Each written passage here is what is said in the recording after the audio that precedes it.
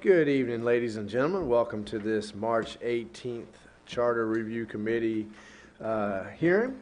We will begin with a call to order and approval of the agenda.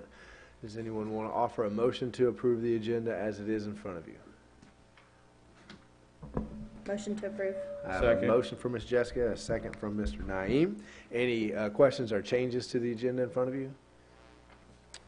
Seeing none, all those in favor signify by saying aye. Aye. Motion passes unanimously. Please take a second to look over the January 23rd minutes. If you caught any typos, questions, problems, bring those to our attention now. As soon as you're ready, I'll entertain a motion to approve the minutes. Move to approve. I have a motion from Jim to approve the January 23rd minutes. Do I have a second? I have a second from Mr. Clark. All those in favor signify by saying aye. Aye.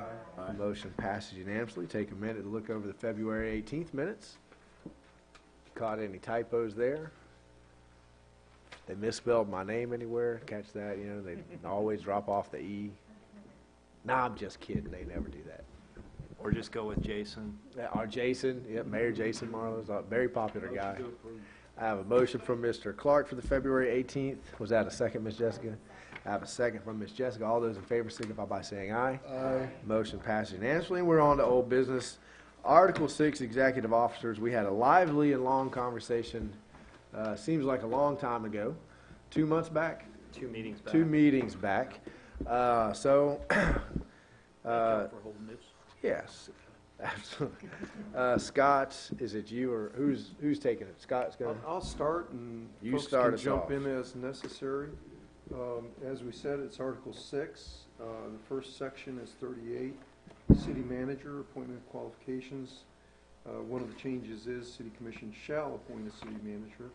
So I think that's a head nod if you all agree to the fact that we won't go back to a strong mayoral situation like we used to have, where we didn't have a city manager and your mayor served as your city manager. So that's kind of the head nod, as opposed to permissive. Now it's required to have a city manager who will be the administrative or the chief executive officer and chief administrative officer of the city. And then I think what generally, and I think this is mostly Rich's work, that he tried to take the language that was in our existing charter and then condense it as much as possible. And there is a couple of add-ons that, I don't know if you all have a color-coded copy or not, but if you do, okay, good. The color-coded copy is the area in red, I believe, is what you'll find is areas that are add-ons. And then the blue is just kind of the condensed version of it. So I thought what we could do is just go through each one of the duties that the city manager has, and then you all can comment on that, and then when we get to the end, based upon that discussion, we can say, okay, city manager, this looks good, or we need to go back to the drawing board and do some additional cogitating and amending.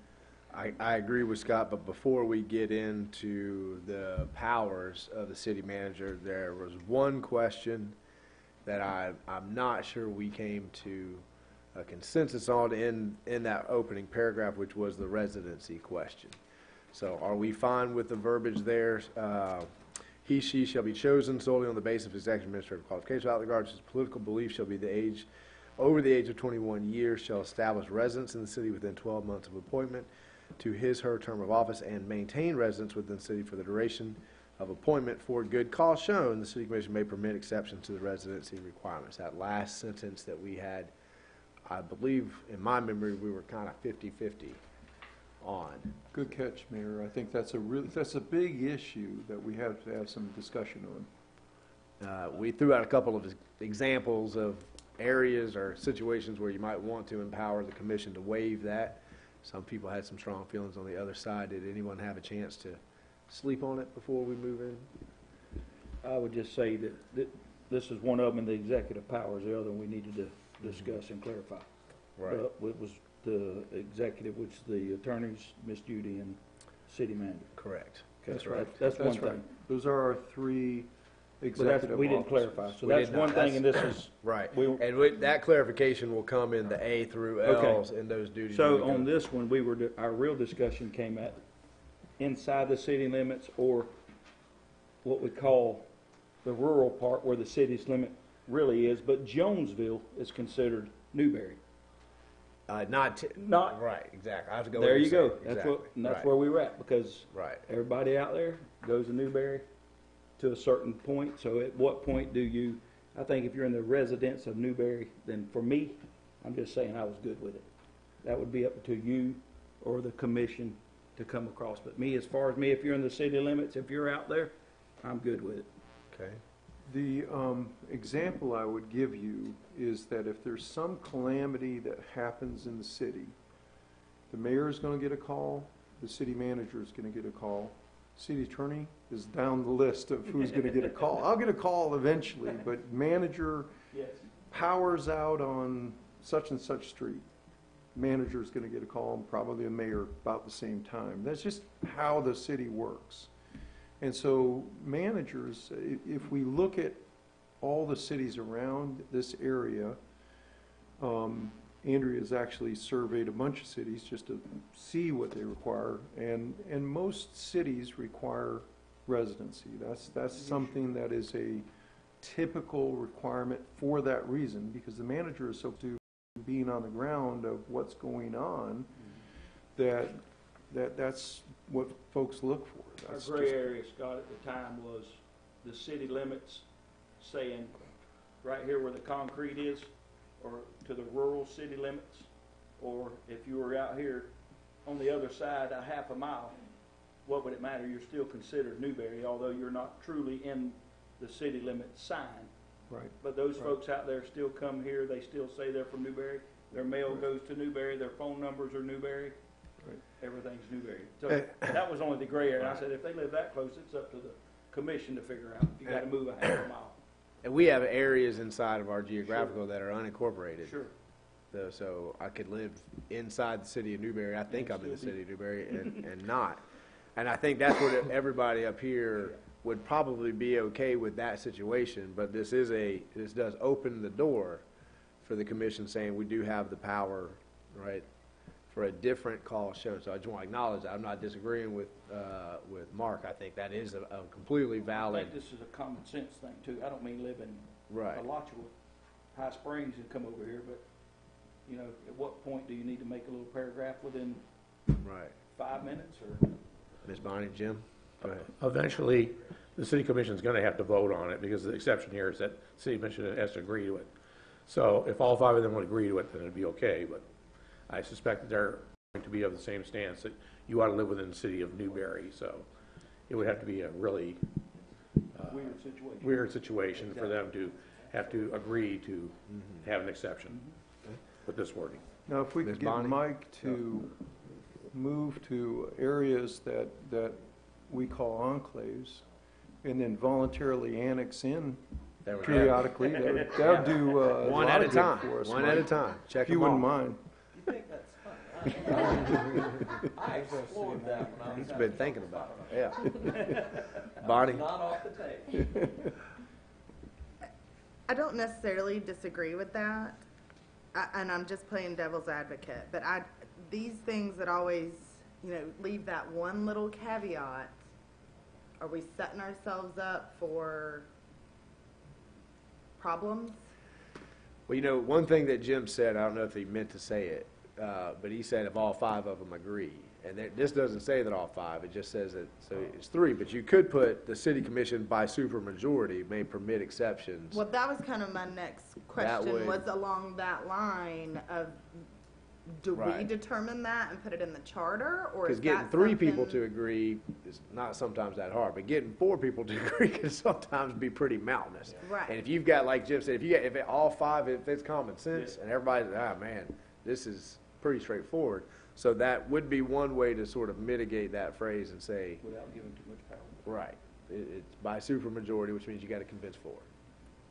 I'm good with that. That works. That gives kind of a little bit I of, would be comfortable with that. Okay. instead of just giving three. Now, is the Naeem? current city manager grandfathered into this? Well, he's in the city limits, and he's not moving his beautiful house.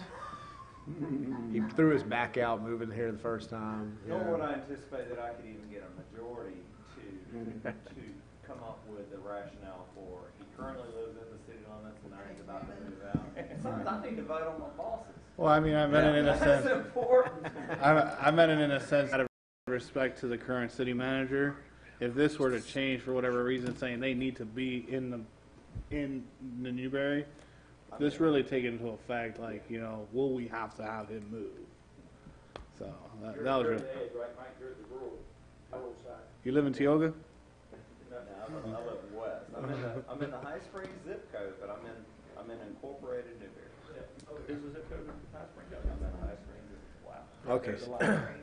So in the interest of time, I'm just going to ask as we go through each of these bulleted, if someone objects, we'll have a conversation. If there's disagreement, we'll take a motion. If there's not disagreement, let's just kind of move on with it. So I heard everybody agreed on a supermajority on that.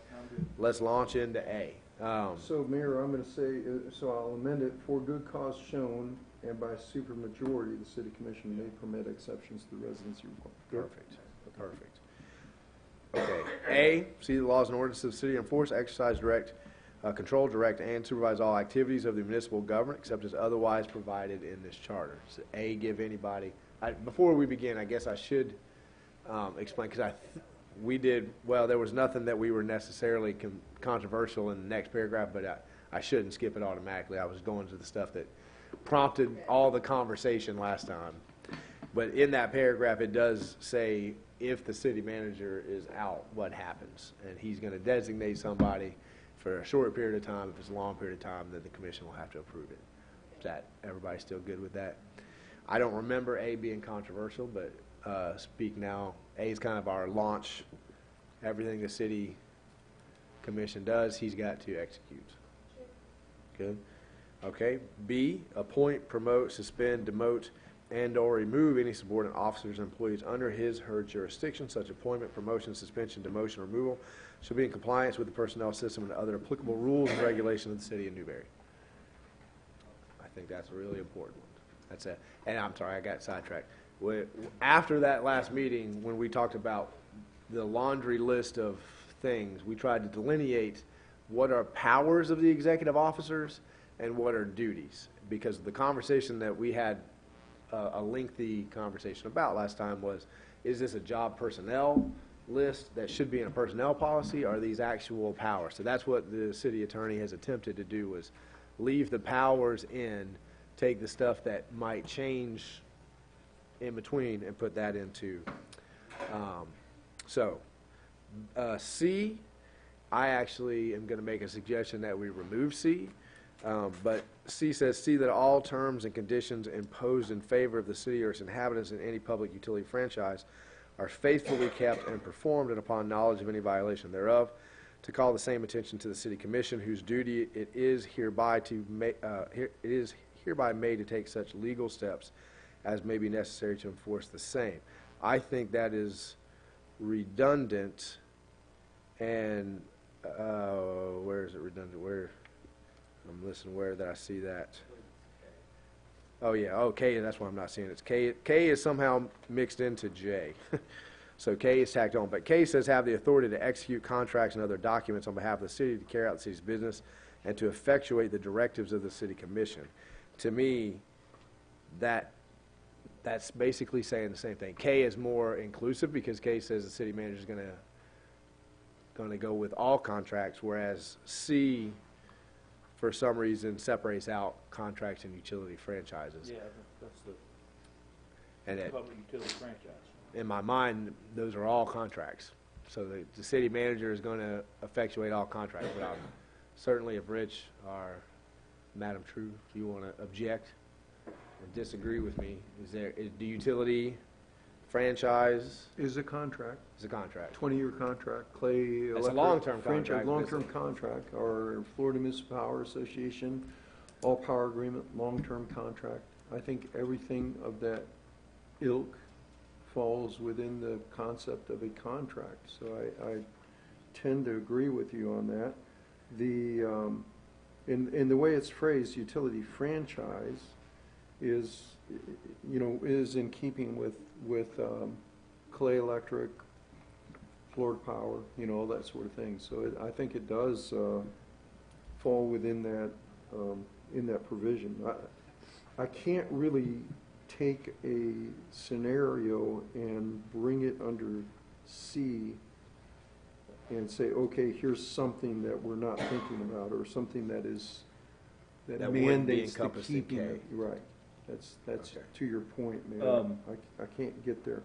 Being the devil's advocate on this, and Mike's sitting right here, so, Mike, as this thing says, or, you know, whoever can answer, it just says, upon knowledge of any violation.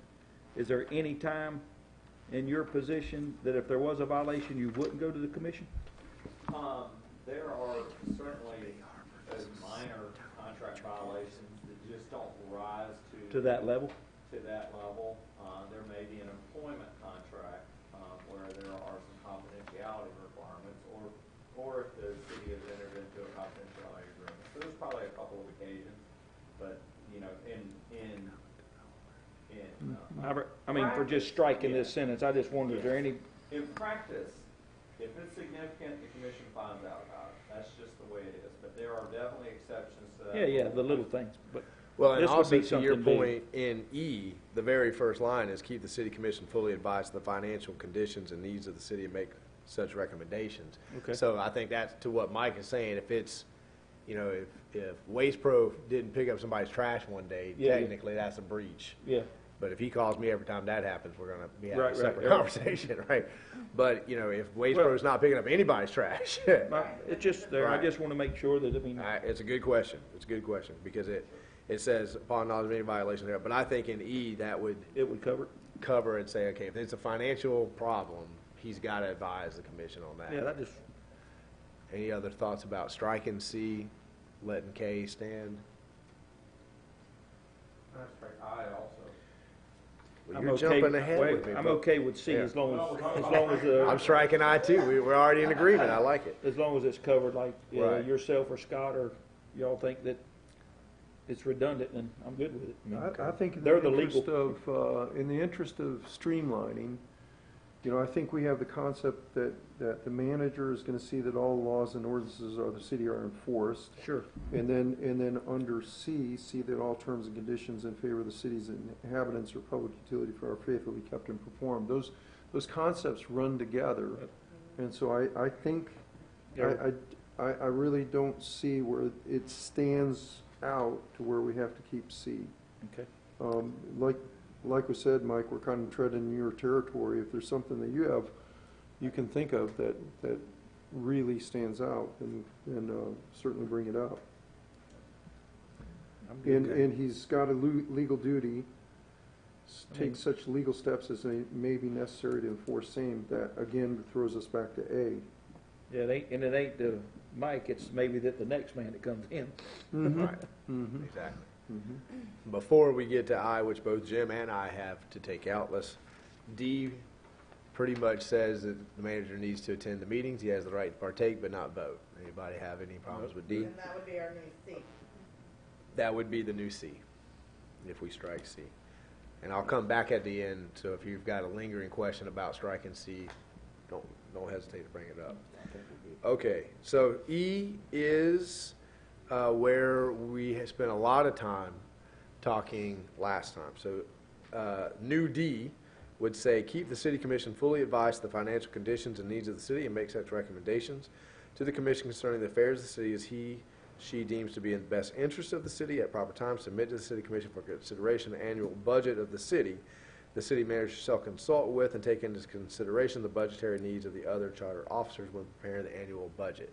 Now, I've talked to all the charter officers at this point, and I think we've come to a consensus that puts it in black and white, that the charter officers all need to be at the table and that having this conversation, which helps delineate between the powers of the executive officers and keeps everybody firmly entrenched in their power. So you guys have had this since the last meeting, though, so if you feel different, So, go ahead, anybody? When I was here, I missed the last meeting, we were discussing the executive officers after the budget's run its toll, everything's approved, that no one could take each other's budget money without approval Right. by either the executives themselves via email, and the final vote would be yourself or, Yeah, that was one of the issues. So in the creation of the budget and then in the execution of the budget, what was the amount of communication that needed to happen ahead of time?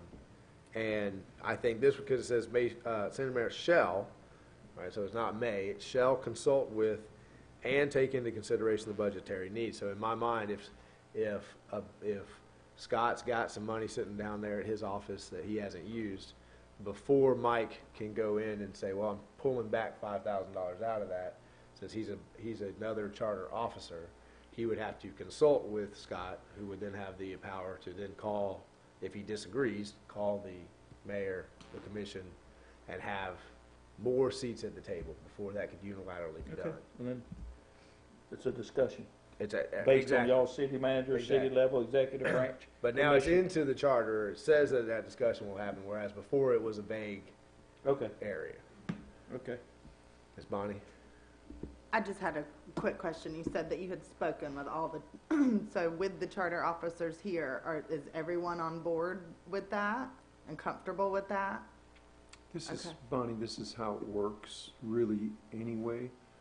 Right, and that's what I'd gotten yeah. from the meeting in January that I watched, that was kind of how it was in a lot of places. But I just wanted to make sure with the individual three that, I think Okay. experience-wise, what I'm finding as the city grows and becomes more complex, which we are having happen monthly, we're just having so much going on here, that personally I need to be more involved in the budgetary considerations. And mayor and manager and I have had a lot of discussions about that over the last really 6 months. So I think that's changing and it's evolving as time goes on. The other thing is that the only way you can change your budget, you can take money out of you can shift money around within a fund as a manager or our finance department, but you really can't change monies from one fund to another. For instance, if the manager said, I want to take money out of our depreciation in our electric fund and I want to put it over here in general city government, in our general fund, he would have to come to the commission by statute. So you can't change your budget except by going through the same approval process that you do when you approve your budget in the first instance. So it's just kind of the way it works, but this, I think, speaks more to these amended, this language speaks more to the way it is working and will work prospectively as well. Okay. Head nod for E. All right. F, we spent a little bit of time talking about, but by that time it was getting pretty late. F is a new addition to the charter. It's not in the existing charter. Exercise control and direct supervision over all departments. I would suggest that we strike the divisions because I think divisions would fall under departments, so that's a little bit redundant. But exercise supervision over all departments and divisions of the municipal government under this charter, and may establish city departments, offices, or agencies in addition to those created by this charter, and may prescribe the functions of all departments, offices, and agencies, except that no function assigned by this charter to a particular department, office, or agency may be discontinued, or unless the charter specifically so provides, assigned to another. Now, my memory of that was there was some concern that it was expansive. I believe if you go to the accept clause at the end, because I've studied this one for a while, except that no function assigned by this charter to a particular department, office, or agency may be discontinued, or unless the charter specifically so provides. So I think it would be pretty far-fetched to try to claim that the city manager has roads with another department and put those two together. And I haven't been able to find the specific language in our existing charter, but I know that there is language that already gives the manager that ability to organize the employees. They call it org chart or something like that. You probably created an org chart yourself. Yeah. So he already has that power. I think this is just moving it under the executive officer. So that was my take. I did strike out that "and divisions" part. Any other thoughts? Any other people have feelings on that? Because we did, it was right at the end of the night, we thought, wow, that's pretty big, it's broad to throw it in there. Ms. Bonnie? Reading on the next page, the top one, could that just be taken out? Because isn't that G? kind of the same thing? Yes. I have G as struck as well, because I think it's encompassed in F. Yeah, that's, okay. I agree. G, for those watching at home, is advise and consult with all officers and official heads of the several departments of the city relative to the affairs of such departments and to take such recommendations to City Commission respecting such department. One, I think G is encompassed in F, and I don't like the word officers because I don't think that's clear. The only officers we have are executive officers, and F has clearly said that the city manager can't go into officers. He can only go into employees. Right. I mean, and it basically says it on what would be the new E. It would be exercise control and direct supervision over all departments and divisions. I mean, that kind of encompasses everybody, right? Yeah, I would say so. Okay. Okay, so I've heard from one, is everybody comfortable with F and then striking G? Mr. Clark? I don't know, man, I gotta, and Mike can, the city manager is running the city. He ain't the supervisor going down there to fire the guy at the electrical department without somebody coming to tell him what's going on. Right. So, I reckon some of this language makes me feel like it's God Almighty, and I just walk through here, and if I want a clean house, I can. And that ain't the way it works. No, my understanding, and Mike and Scott, And Mike, correct me if I'm wrong, Mike does have the power to clean house when it comes to like a department head. no, Those no, people, that's but what- not As employees. a manager, that's what he does. Right, The supervisors and above belong to Mike. right. The guys that below the supervisor state really belong to the heads or the people that they supervise. But Mike, I mean, I'm just saying as a city manager, you don't walk through and say, I don't like what you do anymore, and don't have to consult the supervisor, and you can fire him. I'll let Mike answer Mike? that question, because I'm not, do you understand I what mean, Mark is saying? I'm just saying, the city manager of Gainesville don't walk through down there and clean house. To like, this fire the janitor. Right. Exactly. It don't do that, because you gotta, all the department heads report to Mike. Right. On your org I'm chart. with you. In Yeah. practicality, the city attorney's gonna throttle me if we start doing something like that, because of the liability it brings when Okay. you just arbitrarily terminate someone.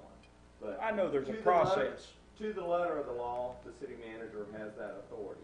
It's poor management practice to exercise that type of latitude.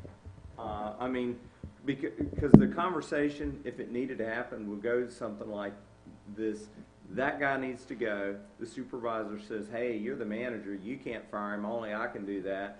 Then I look at him and say, "Well, you got a choice to make here." Now, like I said, we don't do it that way because it's the worst management practice at all. But I think that in the great scheme of local governments, county and city governments, managers, if they don't work for the commission, which would be the clerk, the attorney, and the manager, then the manager has full authority over personnel. The ability to exercise it is not really there when you have an organization of our size. Mark, to your point as well, if you go back up to A, Yes, sir. it's B, appoint, promote, suspend, demote, or remove any subordinate officer or employees under his or her jurisdiction. Such appointment, promotion, suspension, demotion, or removal shall be in compliance with the personnel system. So he has the authority, but it is limited by our personnel policies, which are approved by the city commission. And there's a very delineated process. It's not like you're a tenured professor, but you do have a lot of protections, both procedural and substantive due process protections that HR has to sign off. He's calling me, I'm saying, get me the personnel file. And this is the area that is the most explosive legally, that I just can't believe what's happened the past couple of years. Yep. It's the language. It's fair. It's a great comment, because that's where the litigation is today. This is where it's at. So it is a very good point.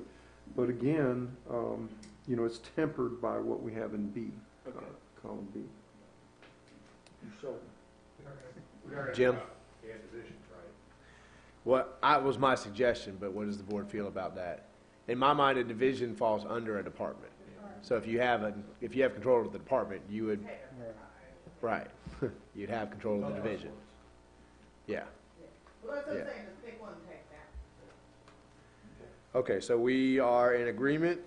The old E, the new D. The old F is now E. We take out the word divisions. We're taking out G completely. The old H is F, and that's what we're up to, okay? Investigate and determine whether purchases of current supplies and contractual services are made in accordance with regulations prescribed by charter and ordinance, whether competitive conditions are maintained in a fair and impartial manner. Now, I spent some time thinking about whether or not old H was also encompassed in K, but it seems like it kind of delineates a specific investigatory role there. What do you, Ms. Jessica? And does this mirror the, I know at the University of Florida that we have, it's under Florida state statute, that we have to follow the financial guidelines of the state of Florida, blah, blah, blah. Is that something that, I guess not, since it's a municipal charter? We have our purchasing policies. There's some things that are governed under state statute. Engineering, professional contracts, architectural, engineering, landscape services, that's right.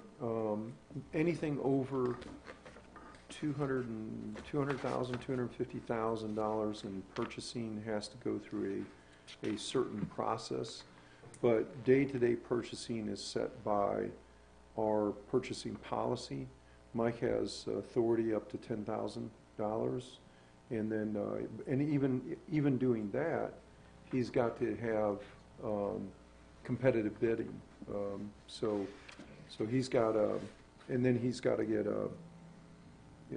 Mike, forgive me, I haven't looked at it right quick in a little while, but you've got to get at least 3 bids, even if you're going over. We have 3 thresholds. There's a threshold for oral quotes. One oral quote is acceptable. I believe it's 2,500. Mm-hmm. And then up to 10,000 is written quotes, but informal.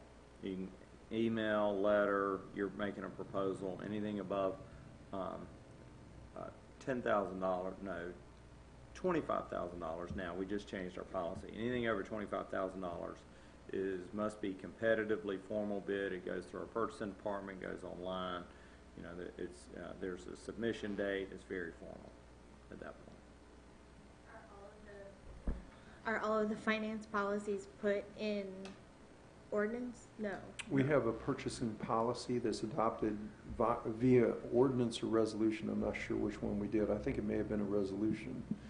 But there is a policy that I generally carry with me to every meeting. I didn't bring it here tonight, but we do have a specific policy. Should that be mentioned, that charter, ordinance, purchasing policy? I think it is, Jessica, when it talks about the competitive conditions are maintained, that tells me that there's a purchasing policy, so it kind of encompasses that concept. Yep. I concur with Scott. I think that the way it's written is broader, which is more fitting for a charter, rather than specifically calling out a policy, which we do, by the way, have. But I think the way it's written is appropriate for a charter.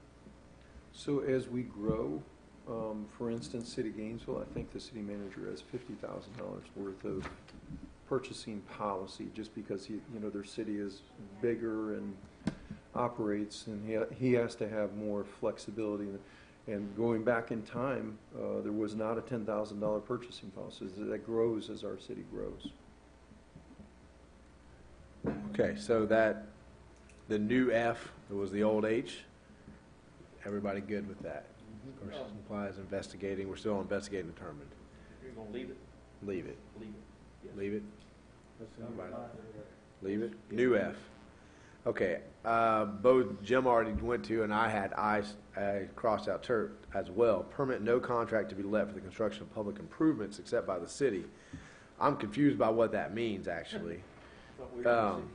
And again, in old K, new H, have the authority to execute contracts and other documents on behalf of the city. And I think another one of these sort of speaks to that as well. So, Rich or Scott, did you have something in mind in particular you were thinking with I that is not encompassed by either old K or, I'm trying to remember, or new D, where he has to talk to us about financial considerations?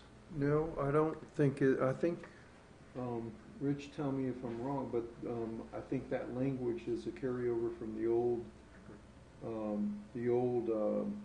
charter, if I'm not mistaken, right? Permit no contract to be let, that's what we're looking at right now. Right. Right.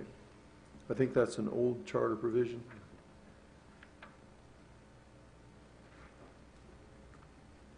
I think that's a pretty sentence. Yeah, Yeah. Sounds to me like it's covered in a couple of other places.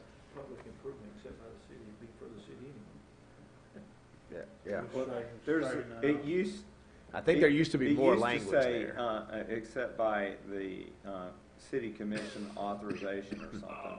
Some of it has been chopped off, and we crossed our wires. We recommended the striking of that first time through, and Just didn't. somehow we undid it, and so we recommend removal. Okay. And the board is in agreement? All right, let's move to old J, new G. Prepare and submit to the city commission within 60 days after the close of each fiscal year, complete report of the operation of business city for the preceding fiscal year. Yes. Yes? That sounds like a pretty important thing to maybe put in the charter. You gotta do this. Anybody have any objection leaving? G, okay? And then new H, old K, have the authority to execute contracts and other documents on behalf of the city to carry out the city's business and to effectuate directives of the city commission. And then okay, so, and, because that one is the one that we were saying encompasses everything else.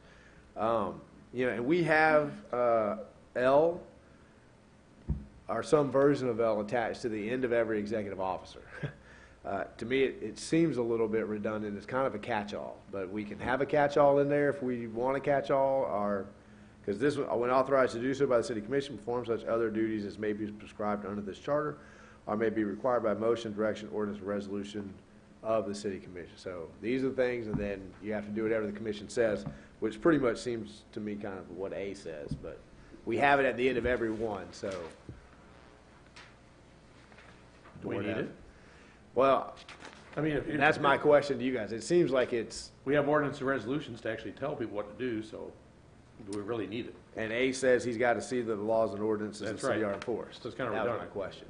I can't imagine you're Scott? directing the city manager, city clerk, or city attorney to do something and me saying no. No, I mean, not in the charter. If it was unethical or something like that, I would Right. certainly speak up about it, but if you direct us to do something, if the charter tells us to do something, we do it. This is a very typical provision that's put into charters. Is it necessary? Probably not, really. I mean, I don't, if you tell us to do something, we're gonna do it. That's Somewhere just- else in this thing, in this legal jargon, it's covered. Yeah, I mean, it doesn't cost us anything to leave it in. No, it don't, But it does seem to me to be redundant, and I guess, the argument for striking it is it is a catch-all, so the commission could say, well, hey, right here in L, you gotta do whatever we tell you to do, and then we're prescribing you this duty, and I mean, if it's ethical, it seems like that would fall into a separate category, I'm not doing that because that's not ethical, but, I mean, catch-all phrases do give the commission broad latitude to say, but perform such as other duties as may be prescribed under this charter. So if it's prescribed under the charter, it's already A duty. in the charter. That was my thought when I was reading it. But what is the board? It would be. I don't have a rub with it being in there. I don't have a problem with it being deleted. It's really kind of, If it's unnecessary, let's strike it One out. one to strike, one to strike, one to strike. Strike. Jessica's neutral, you strike. All right. All right, so we will end with We don't wanna H. get rid of the charter We wanna make completely, the but charter all one Scott's saying is basically, Right, so we're gonna, well, and even in L, I mean, it says, you know, prescribed on the charter, or maybe prescribed by motion direction, so it's like Jim said, it's listing out all the ways that you could tell the city to do something anyway. yes. Okay, so we'll strike that. City attorney, city commission, oh, Ms. Can we go Jessica. back up to Yep. the prepare Back and up. submit to the city commission? Because there's a note on the side. We're at G. I don't know what letter it is anymore. It's It's old prepared J. within 60 days after the close of each fiscal year. There's a note at the side about it being vague and if it's enough time, depending on what it's referring to. Mr. Mayor, I can explain that. We do two types of reporting at the end of the budget year. And we pointed that out, that it was vague, the way it was written. It was vague, we weren't sure which it was speaking to. The state requires us to, within 60 days, close the budget. And that's the final budget approval by the city commission that we do annually. And then within 6 months, which would be coming up at the end of this month, we submit our, the annual financial report. And so the request was, can we get some clarification? Because this kind of speaks to one and it could be interpreted by either. So I believe that my understanding is that the direction was that, no, this is speaking to that financial reporting that's required at the 60 days from the end of the fiscal year. So when I read it, I thought, okay, we've eliminated the confusion. This is clear which financial report it speaks to, and staff's satisfied with that. Okay, but I appreciate that, because I did say before we leave, I would circle the wagons. There was sort of a lot of things in there that maybe anyone was kind of milling around in the back of their minds, all the way from the supermajority residency exception to the new language in old E about consulting between executive officers. We've struck through quite a few, so if anybody is still questioning anything, if everyone's happy, we will move to the city attorney. Okay, moving to the city attorney. All right, city commission shall appoint a city attorney who shall serve at the pleasure of the commission. He, she shall be a lawyer with at least 2 years' experience in practice in the court of the state of Florida and shall be a resident of and registered voter in Florida. He, she shall receive such compensation as the city commission may by resolution fix and designate. City attorney may be an individual or firm. I don't remember there being anything controversial in that language. Ms. Jessica? I actually have a question. Why is the city attorney required to be a registered voter, Pretty good question, Jessica. Yeah. but not a member of the Florida Bar? To practice in the state of Florida, you have to be a member of the Florida Bar. So I don't think that's necessary. Do we want folks who are not registered to vote You know, I working think for the city of Newberry? I guess the None of idea your is, officers have it. if you start talking about residency, you start talking about where you registered to vote. Residency is such a concept of I can be in the JAG Corps and get shipped out to Afghanistan, still be registered to vote and considered to be a resident of the state of Florida. Because what you look to is all of those indicia. Where do you hold your driver's license? Where are you registered to vote? Those kind of things. And so if the intent is to come back to Newberry, even though I've been shipped out to Afghanistan, you've got to hold my job for me. There's a federal law that requires that. And but if I register to vote in North Carolina, now I've just started confusing, do I really intend to come back to Newberry, Florida, or am I just stringing you along to make you keep me on the hook here? There's some sort of weird things that happen like that. Believe it or not, that this is an example that I'm familiar with that has just happened recently with another city. So it's not too far-fetched to say, to give you the example I just did. It's of interest. I'm good with leaving. registered in Florida? As a way to prove residency. Yeah, it was a good question. Great question. Great. Yeah. Okay, Yeah, I was gonna ask, I mean, registered in Florida, because you can have a residency in Florida and not technically live here, correct? You could practice law in New York and Florida because you have a practice over there. Residency is a And state you of could mind. claim your residency as Florida, but Right, you live in New York. that's right. That's right. That's exactly right. Yeah. So you're registered to vote here, you're, there, Yeah, your driver's license, Gonna be here. right. everything's gonna be here. If you're registered here, we know everything's here. I think that's good.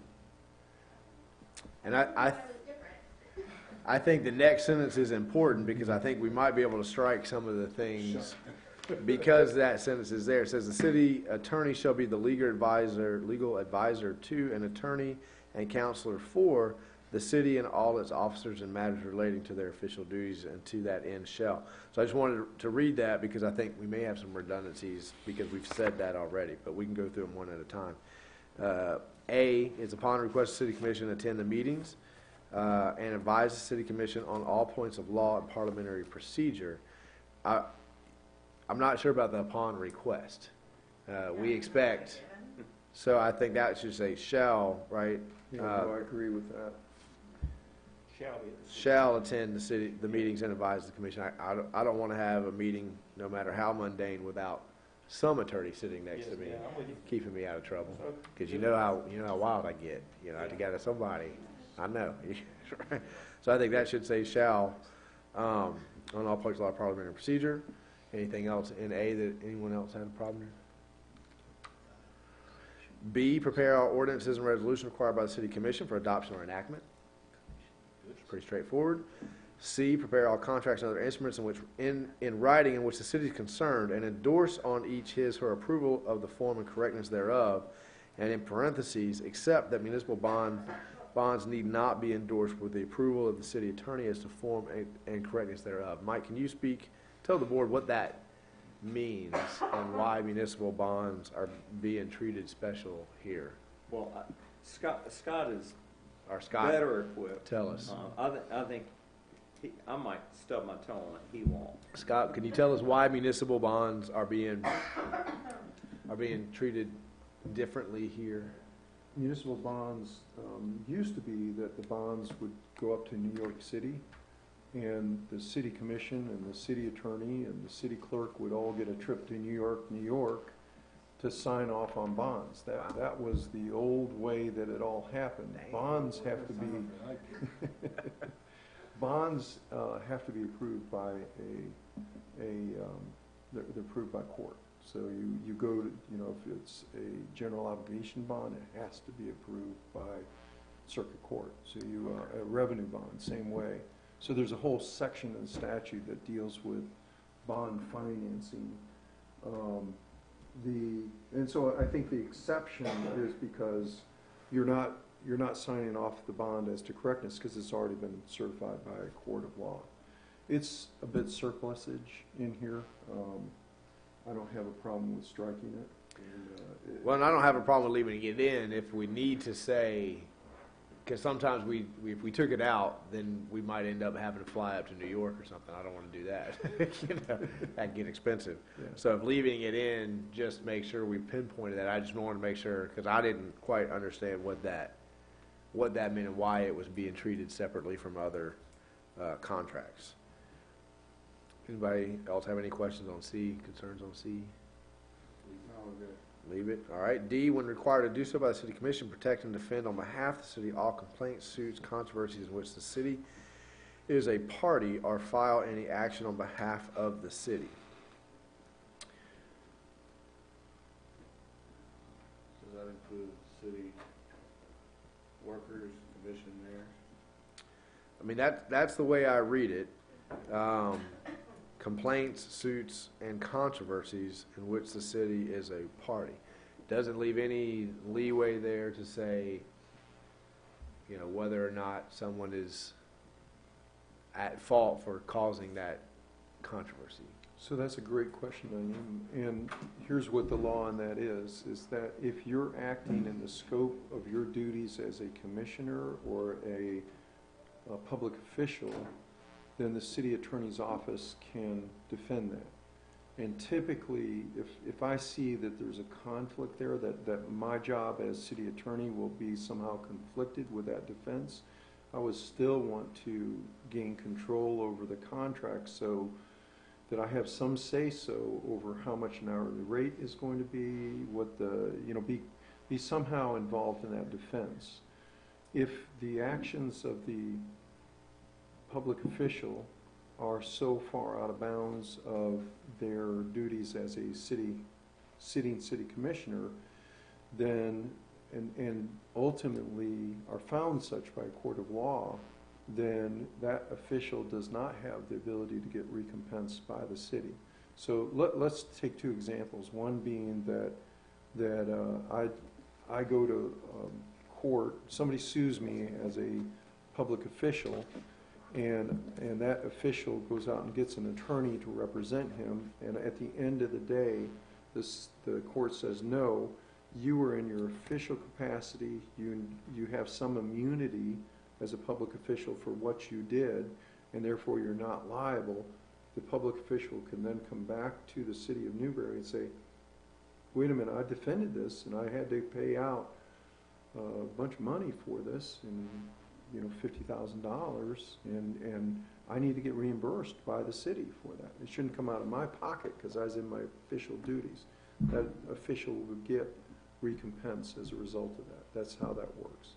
Now, taking the other example, the official does something so far out of bounds and it's not within the official's duties, then he's not entitled, and it's found by a court of law that you were acting outside your scope of your official duties, then and you're found guilty of whatever it is that you did, then you're not entitled to recompense. So that's kind of how that works. Scott, let me ask you a question. So I am in Hitchcock's, and somebody is really upset about their water bill, and they're letting me have it, right? And I have all I can take, and I punch them. Now, now that altercation, There's video. there's video, but there's no audio. So that altercation was initiated because I'm an elected official. Now my behavior at the end of it was my behavior, but I was in that situation as an elected official. The way I read this, the city is a party. The city was a party to that. That was the subject of the conflict. Does the explanation you just gave, Naeem, protect protect me? The city has to defend my actions, or I was on my own? When you, we call those intentional torts in the law. Once you, usually insurance contracts, and in this instance, the city would be not typically on the hook for that. I mean, the set of facts could be, delineated further and further and further, and we could look at it, but typically under the bare bones facts that you've given, that's outside the realm of your official duties. You had it all the way until you threw the first punch. Once you did that, then you stepped over the line. I mean, if I'm not mistaken, that's where they're gonna go after your liability on your home or whatever insurance you have. Insurance on your homeowner's insurance would exclude that too. An intentional tort would be exclusion. That would be, they will file a claim when they're home. Mark? What if the person get the mayor and yet protect himself? No, that's, now that starts going into defending yourself and stand your ground and all those kind of defenses that come in. Yes, that would, now all of a sudden we've got something that we would likely defend. Because that person is attacking me as the mayor. As the mayor. Yeah. Okay, so, And I mean, I'll help you out, bro. thank you, I appreciate that. Yeah. Hey, I feel a little love, right? I feel a little love. Mike had some. Mike, I was just gonna mention, Come up, can you come over here to the microphone? I'm sorry. Yes, I know you're all set up there, but we got a large audience at home that's watching this. We want to make sure they can hear. Yeah. I'd probably been better off just keeping my mouth shut. I think that in the instance that you referred to, though, I've had that feeling so many times in my life. the city attorney's office would have their hands full defending the city. So even though Mayor Marlowe may have his own separate defense going for slugging someone, the action would also wrap the city in there, and we would be defending it as well, defending the city. Because I mean, the concern I have with D is, you know, and I gave a bad example because there's a camera, but if there's not a camera, there's just accusations, and someone is saying that an elected official did something and there's no proof of it, the elected official is going to say, I have protection in the charter. The city has to defend me, and then my concern is now we're putting Scott in an awful position of determining whether or not the city should. Because if I was a commissioner, I'm going to turn straight to Scott and say, was he acting in his professional role as a commissioner or not? And Scott's going to have to make that decision of either saying, I don't think that we can defend the city, or we can defend him or her, and that means that commissioner's going to have to shell out $25,000, $30,000, $35,000 up front. Now, if they win, they may be able to come back and say, "Hey, I won in a court of law. I want to be compensated." But you know, for somebody in my position, that would pretty well do me in. If I had to spend $30,000 on legal, you know, I'd be out there panhandling with everybody else in Gainesville trying to. There again, I think common sense, if a man approaches you, everybody up at this board, you know what you're elected at, just like the gentleman in Tallahassee that had to steal the sign in the punching situation. Yeah. Keith Yeah. Perry. And, Okay, nobody else had any concerns with D? I'm the only one? All right, I'll let it go. All right, F? So Yes. just to recap that, just, you know, to answer your question, who do I represent? I represent the city. I don't represent any one of the city commissioners or the mayor. That's not who I represent. I represent the city first. Now, under that, you have the mayor, the manager, the city clerk, other officials. And so my representation may go hand in hand with representing that city official, the mayor, commissioners, and that sort of thing. And you're exactly right, Mayor. You have to very quickly look at the factual scenario and say, okay, does this look like the mayor, under your example, or the commissioner, or whatever the public officials, were they following their duties? Were they acting within the course and scope of their official duties on behalf of the city of Newberry?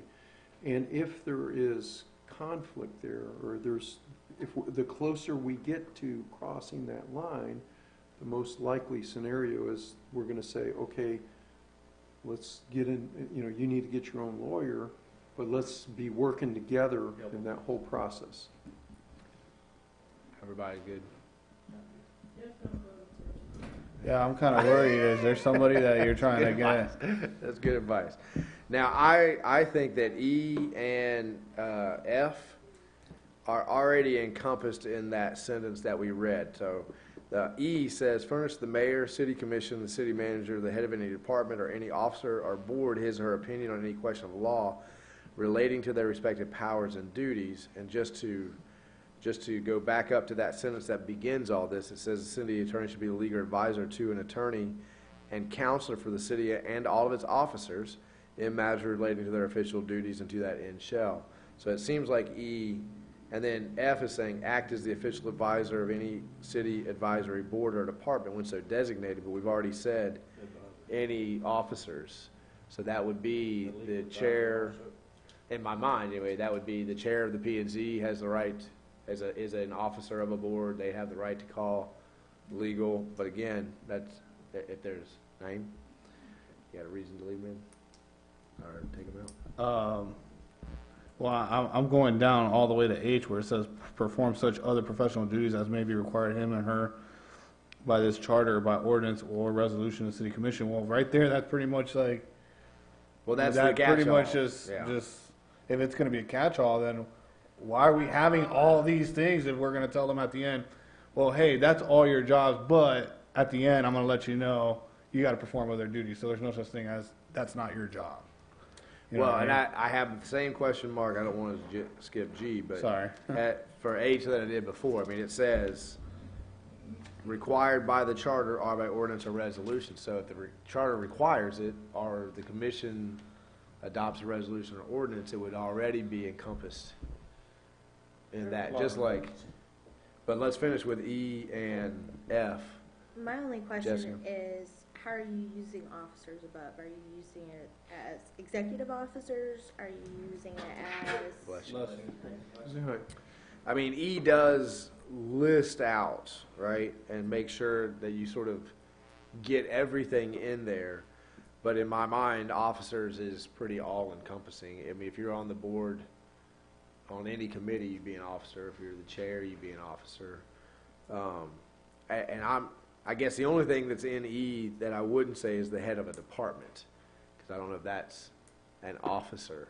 But it seems a little strange to me that a head of a department would bypass the city manager and go straight to legal, unless the problem was the city manager. Yes. But then that would fall under legal protections anyway, that if the city manager is accused of something, then that employee can go to and say, hey, I can't go to my boss because it's the boss that I have the complaint about. And then they would skip and go either to the mayor or commissioner they felt comfortable with, or to legal. So I mean, I'm fine leaving it in there. It just seems, again, like we've already said that. And for F, active official advisor, F certainly seems like it's encompassed in E. So we can leave E, take I have out no F. problem with deleting both of those, to be honest with you, Mayor. They're Okay. both encompassed in Both prior encompassed in that. concepts. And the personnel policies, when we did our sensitivity training, that we just had probably 8 months ago or so, we said, all right, to our employees, exactly the point you just made. If you are being harassed in such a way you're not comfortable going to the manager, going to your department head, we specifically put in the city attorney's office as an outlet for you. So don't feel like you have nowhere to go. If you want to go completely around the entire hierarchy of the personnel system because you feel like you are being, in a position where you can't go anywhere with this, then that is an area you can. We talked to all employees and said that's available to you. We want to make sure that everybody knows that. So it's interesting you point that out, because we just had that real world example in the city about 6 months ago. Okay. Strike out E and F. Okay, we can let people ponder on that, and we'll come back to it. Let's go to old G, or current G. Provide aid and assistance to the city in compiling and codifying the laws and ordinances of the city of Newberry into a code of ordinances. And I would actually strike out the next part, because it says they may require special compensation for such work. I think that's implied throughout. And if we say it here, I think we need to go say it in other places, because this charter review, for instance, is not in the list. So if we say it in G, then I would say, well, you've already said that the legal is required to prepare contracts, other instruments. The charter is a contract or another instrument. That's a charter review. It falls under the normal retainer. He got it up there on the blue, if you look at the blue, is that what you're talking Did he already strike it out? He No, I'm struck it. looking at the clean version. Yeah. So he already struck out may Well, require? look at the difference on your, Yeah, May require it, not not may may allow. and may allow. I would say the whole thing, just take out, just end with City of Newberry and into a code of ordinances, and end there. No problem. That can go in the contract, Mayor. That That seems operational, it's contractual. operation. I agree. Anybody disagree with that? Okay, and then we kind of talked a little bit about H already. H is another catch-all phrase. This may be required by him or her by this charter. So if it's a charter thing that would already be here, or by ordinance or resolution of city commission, if we pass an ordinance or a resolution, they'd have to do it anyway. Okay, before everybody good with striking out H. Yep, sleep on that one, not too long, 30-second nap. Oh, striking H? Striking H. Striking H. Perform such other professional duties as may be required of him or her by this charter. So if it's required by the charter, it's already in the charter. Then it says, or by ordinance or resolution. So if it's not in the charter, but the city commission has passed an ordinance or resolution, then they'd have to do that anyway. As long as it's in the charter. Okay, thought before we leave, right? I see some people still thinking about E and F. So, F's good, E's good, strike. strike, strike, strike, strike, strike. 3 strikes are out. Jessica? Keep E and get rid of F, but don't have strong feelings on it. Okay? So, we will strike Jessica, E. if you have it means up here at the top. If you Ms. Amy, can you give us like one more degree of cool air in here? Thank you. Okay. Then won't you put Yeah. the executive officer? Or, I mean, there's a word here that can be changed, but you could, you could really, you could add one or subtract one right here, and you would take care of that whole sentence. Well, you guys had a private conference. I didn't follow that, so. I looked at it too. When you say it's officers, I got it, but I just don't know what needs to go there. We'll talk. Let's sleep on it. We're pretty much good with getting rid of E and F, and I think everybody maybe can think about when they bring this back for us, if we want to add a word in somewhere else to try to wrap it up. Up there in that first sentence. So the city attorney shall be the legal advisor to an attorney and counsel of the city and all of its officers and, In matters, but something right in there, all of it's what? because the only thing I don't see is the head of the department there, and that's one I'm not really comfortable with anyway, You don't need to be. because I don't, When you say the city. the city, And they're part of Right. the city, so, right. The city. yeah. And our personnel policy, as Scott was saying, we go over the right, if you feel like it's the person above you, you then are justified to skip and go to the next person. If that person above you is the city manager, then you're justified skipping over there. All right, we'll leave it, we'll take E and F out, and then we'll come back to it if we need to when they bring it back. Good? Okay, city clerk. There shall be a city clerk who shall be appointed by the city commission, shall serve at the direction and pleasure of the commission. City clerk shall receive a salary fixed by the city commission. The city clerk and his/her duly authorized designee shall perform the following duties. So A, attend all meetings of the city commission to keep minutes of its proceedings, the correctness of which proceedings shall be certified to by his/her signature and by the signature of the presiding officer of the city commission of such meetings, and the official minutes of the city commission, when duly signed by the city clerk and the presiding officer of such meetings, shall be prima facie evidence of the facts and happenings stated therein.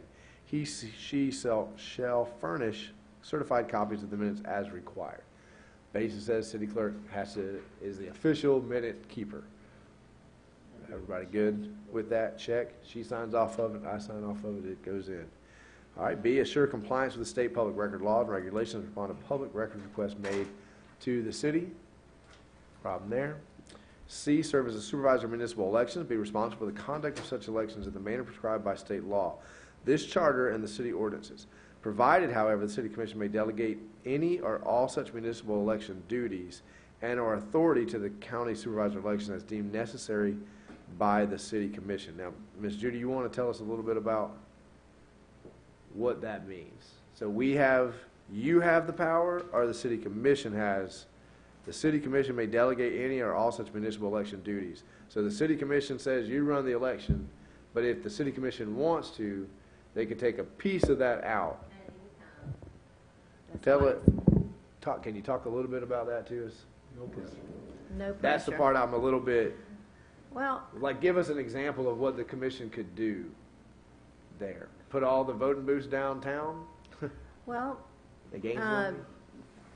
they could contract with the supervisor of elections and if you were going to qualify for the municipal election, you would go to Gainesville, to their office, and qualify. Your treasurer reports you would have to go to Gainesville, because that's all electronic on their software. And, right now, we have a partnership already. We don't have our own machines. I mean, the city doesn't have our voting machines. We don't have technicians that can check the way that we, have the testing performed during an election. So when I read it, my impression is that city clerk, I'm not myself, but a city clerk may run election one year and then next year not.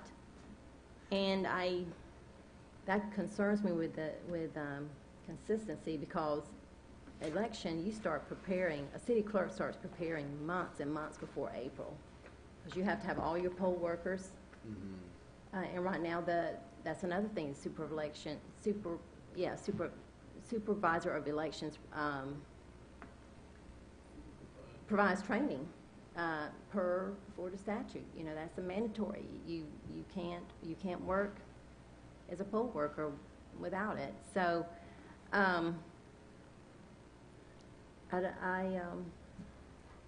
It seems like it's almost like if we were to give the commission the right to sell off the utility, something, it seems like a pretty big power to give the commission to say that you can delegate municipal election duties and authority to somebody else. Scott, is there state law that trumps here? No, the state law is in keeping with what this provision is.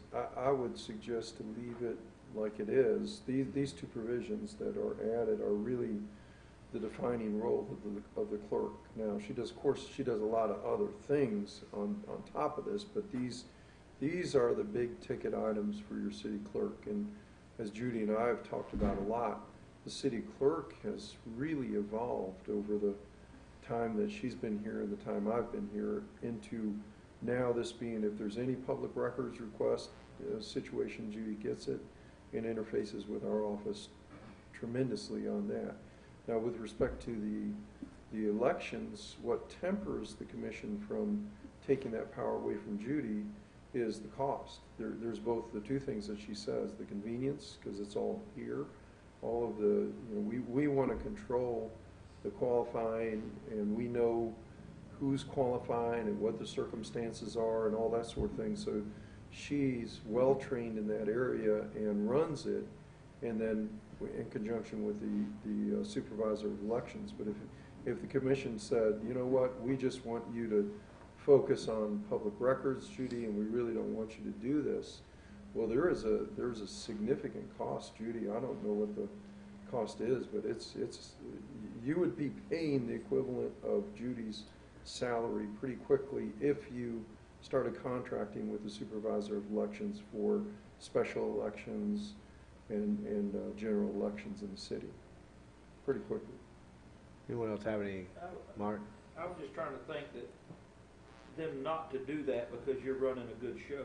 What if there was an emergency situation where if you're prepared 2 months in advance and something happened, God forbid, and now we don't have that professionalism in your seat, who would pick up the elections here if we were ready? that would be, I'm sure it would be the supervisor of elections. So at that point, that's where they could That's right. deem. That's your safety point. That's your safety point. Right. So that's really what this is, not really taking away your power, but a safety net in case. That's right. We'd throw Just asking. Sierra into the fire, into the deep end. All right, Sierra, you're all responsible for running the election. So that would be where they have the power to do it, and nobody else would, correct, Scott? That's right. They would have that power. That's right. So that's what, Is there any protection, I'll say Scott, from, I'm sorry, go ahead, Ms. Gale. Oh, I'm sorry. Well, is it, should we put in there in case of something, emergency or something? Gail, I would leave it alone like that because it doesn't necessarily have to, but let's say you had a clerk that was for summer, not Judy, but No. somebody down the road that was derelict in his or her duties for whatever reason, or was doing something that was inappropriate. There's been cities where the clerk has been doing a lot of different things, embezzling money, taking utility monies, all those kind of things. Never here, not in Newberry, but there's been other cities where there's things that are happening in the clerk's office that you may say as a commission, wait a minute, she should not be touching the election until we get her moved on, him or her, there could be a lot of things. Now, would that qualify as an emergency? It might, that might, but I would leave it alone is what I would suggest, because it gives you a lot of latitude to just, if they see fit to whatever reason is, take it away from the clerk, then gives them that flexibility to do that. Ms. Bonnie? Is there someone that, I don't want to say limits the commission being able to remove that power, but let's just say the commission went haywire and they just decided they didn't want the clerk being in charge of it. Is there a way to protect the clerk from that happening? I mean, I get that this is more in here as a, if something weird's going on over there, they can move it, but switch that. Am I making? I'm clear in my head, but I don't know if it's gonna. Yeah. Jessica? I mean, my concern is, let's say, because we all know that the election is won by who turns out to vote. So what if a commission decided, well, we can limit the turnout if we contract out with the supervisor of elections and tell the supervisor of elections that we want Newberry elections to happen in East Alachua County? Is there a protection that says, yeah, you can contract out, but it has to happen in the district? It has to happen in the bounds of the city. Okay. And there's other factors. It has to be ADA compliant. It has to be accessible. To the voters and all those kind of things. Okay. I mean, I know that's probably not going to happen, but I just wonder if that didn't need to be in there. Well, But it seems sounds like strange. It seems strange to have that in there because we've talked about limiting the power of the commission on certain key elements, and in this one, we're giving them a pretty power. But everybody says leave it. I'd like to know what the clerk's opinion is on that. Oh, hang on before she gives her opinion, Naeem, What because I thought you about had a pretty putting- good idea. What about putting in the wording of a supermajority on that for the commission, that it's just not a 3-2 vote, it has to be a supermajority vote? So 4 people could agree to To contract make it out. like a really, Safety net we did on the one. Right. right. I think this is kind of a moot point. The clerk works for the commission anyway, so if they really wanted to change something, they could easily change it. So I don't see this as a big deal. I mean, if the commission decides they don't have any faith in the clerk, they could get rid of the clerk. Very, very easily. And it wouldn't take a supermajority. Well, yeah, but in the essence of to protect like an election or whatnot,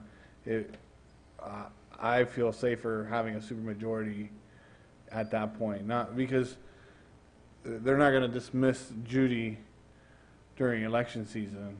I mean, unless they hold an emergency hearing. So the city commission may, through a supermajority, delegate any or all such municipal. Right. It's just a safety net to have a supermajority on that. What does the board think about that?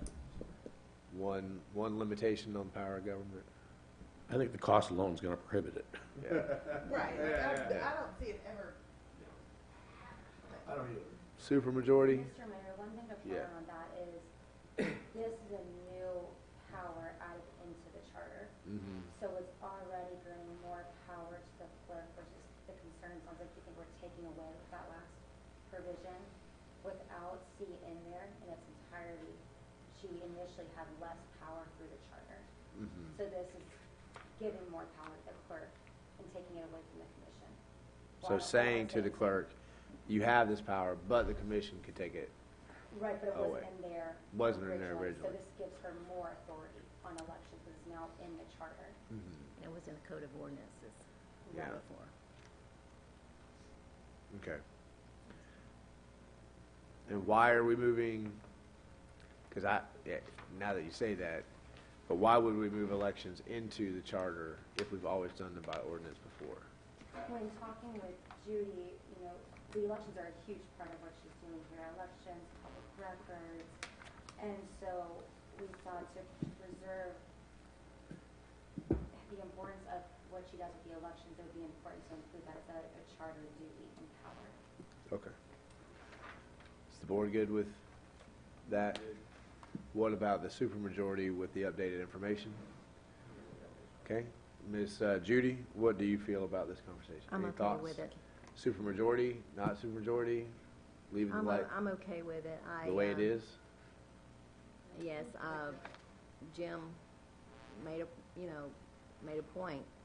If, if I don't have the support of the commission, I won't be doing it anyway.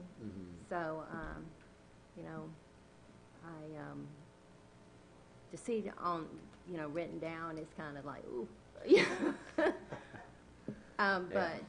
Yes, I know what Jim stated is true, and I appreciate it being in there, and as a duty or power, when it wasn't before. Still, I heard some strong opinion to have the supermajority, so let's take a vote on this so we make sure we have clear direction to staff. I'll entertain a motion to add language to C to make it a supermajority, or just a regular majority. Does anyone want to make a motion to add language for a supermajority into C? Motion to add supermajority. Okay, I have a motion from Naeem. Do I hear a second for that motion? I have a second from Gail. So it would read, the city commission may, with a supermajority vote, delegate any or all such municipal elections. Any further thoughts before we call for the vote? All those in favor signify by saying aye. Was that unanimous? I should have done a roll call. Sound it, a roll call, Jim? Gail? Bonnie? Jessica? Aye?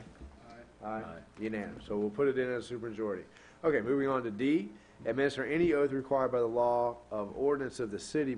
Ms. Judy, do we have a conflict here with state? Because tell me all the oaths of ordinances that we require. Do you have to administer every oath? I know you administer the oaths to the elected officials. You administer the oaths when people need to be sworn in for quasi-judicial. Anything else that? I administer the oath during the election. During the election? In the packet, there's an election that you all take that. Do city employees have to take an oath? Yes. Do you administer those? I do not. Would this make you have to administer those? I thought I was supposed to anyway, but. Does that, I genuinely don't know if that creates a logistic problem to have to call the city clerk across the street when we hire somebody. It says by law. Is it by law? Right. If it's by law for an employee, then she's the one. Then you would administer it. I think it's in the statute. She has your microphone. Oh.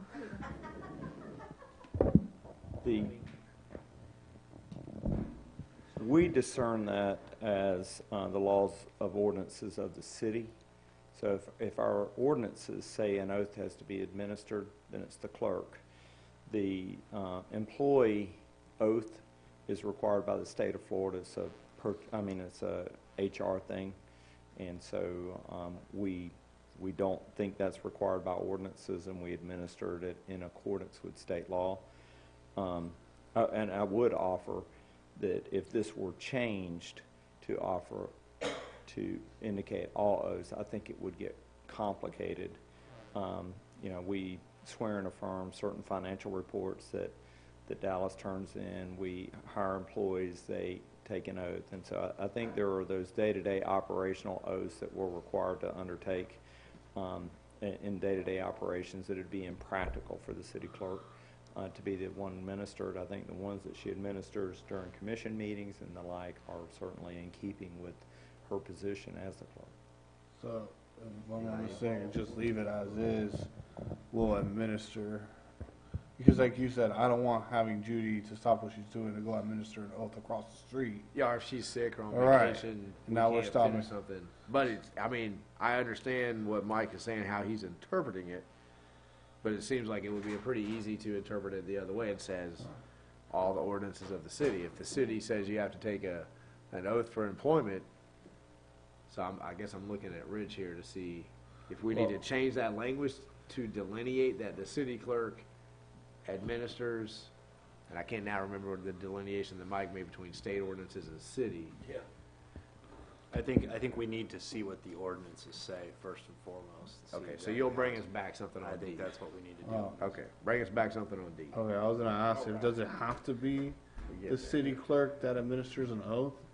Cause at the last P and Z, I don't think Judy was available, where It was Brian. Brian was the director of economic and development that administered the oath at that time. That's what made me think about D, was because, you know, at P and Z, Brian administers it. City sometimes attorney the does it attorney occasionally, administers right, it. right.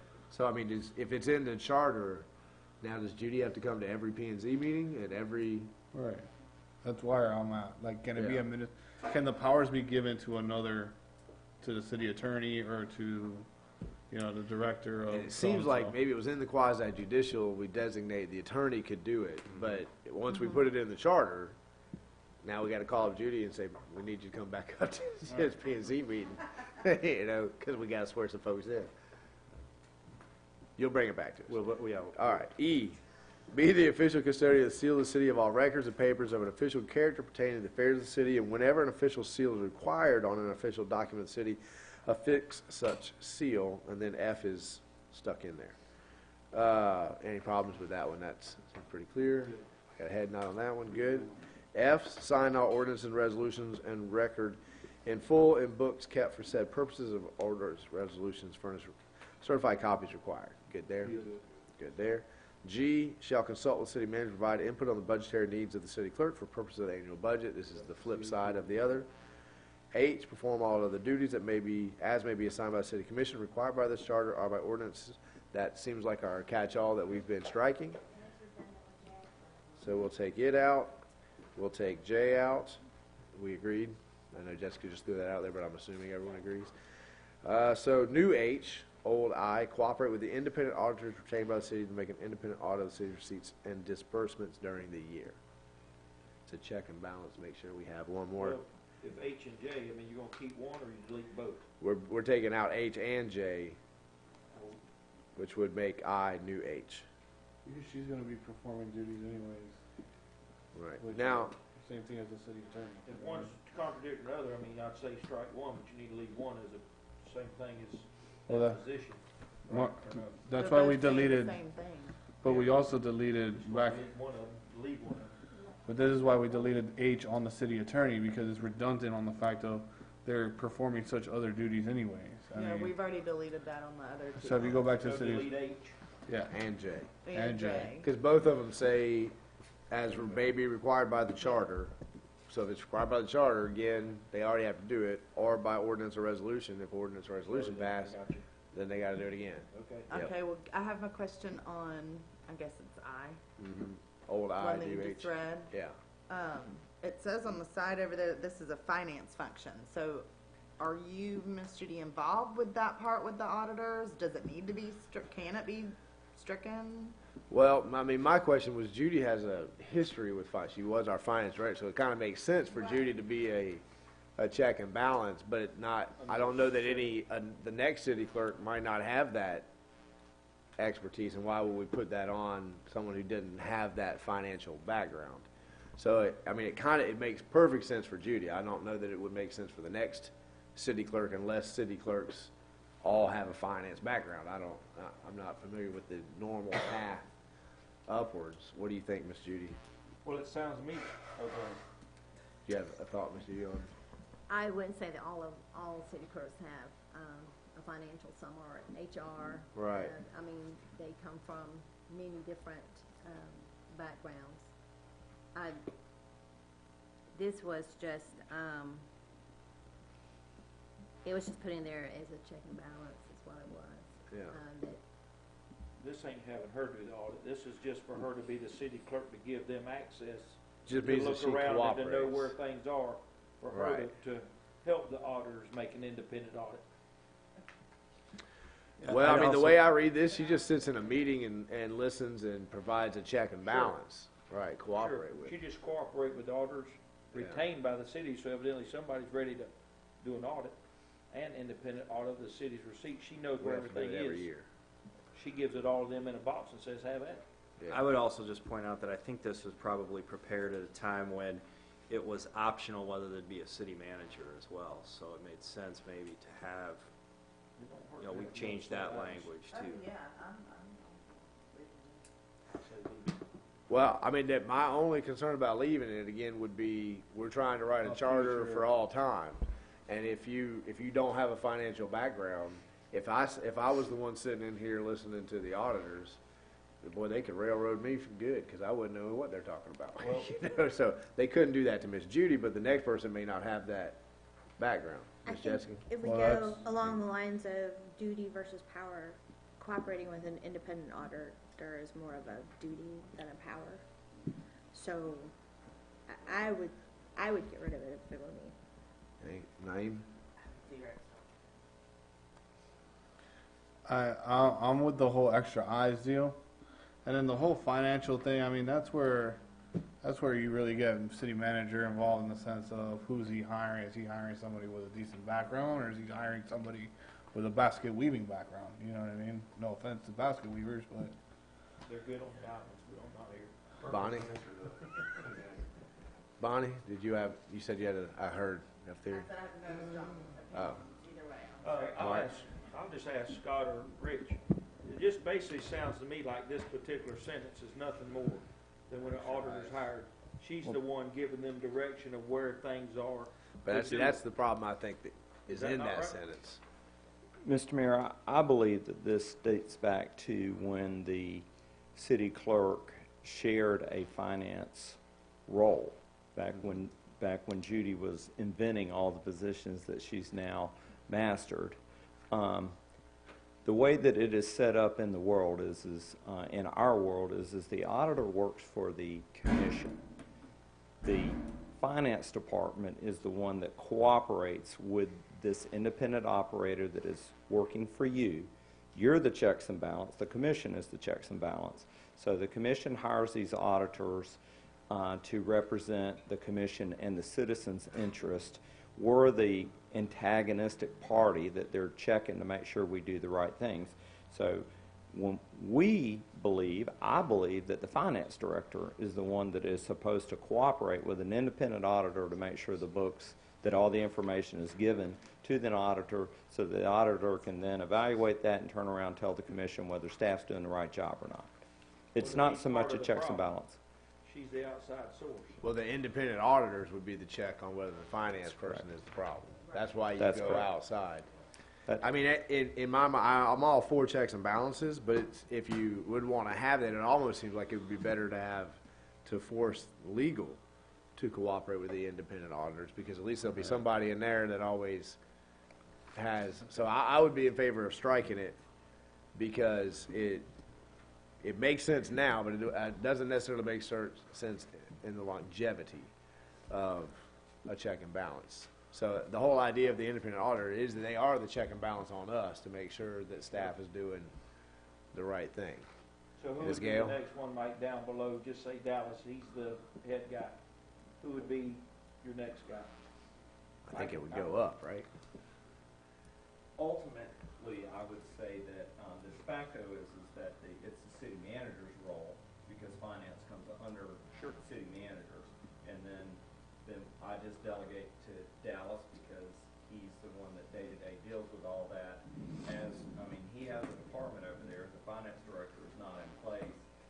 It'd be up to the manager to designate. It would be either Sherry or Donna that would then be compiling information. And I can't remember a single audit that we've undergone that's been involved, kind of all hands on deck. Every department head is available because, they spend anywhere from an hour to 4 with the auditor answering specific questions. We all get a questionnaire.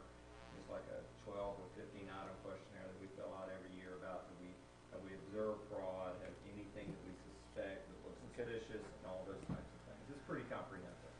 Ms. Gale? I was thinking that,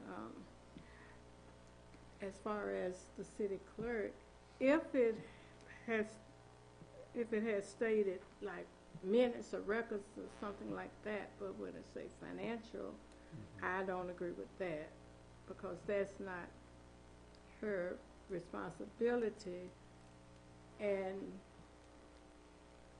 the next city clerk may not, Right. yeah, so. So we're all in favor of taking out I. So we're gonna stop with G, remove H, I, and J. Head nod there. Rich, Mr. do we Mayor? need a motion on the whole Article 6? No, you wanna still talk about I want to back up for just a second. Okay. On the administration of the oaths, this is talking to Andrea. She found some good verbiage that I would recommend instead of coming back next time around. Okay. Let's just simplify it for administering the oaths. Instead, just say the city clerk has the power to administer oaths, period. Just leave it at that. Okay, so that way if the city clerk wants to exert the power, she say, I'm gonna administer that oath. If she wants to walk across the street and do it, she can do Right. that. Or she can designate, She has the could power designate. to administer oath, or designate, She would, or just the power to? just the power, we could do either way, but what we were suggesting is just say the power to administer the oath. Okay, I think that works. Yeah.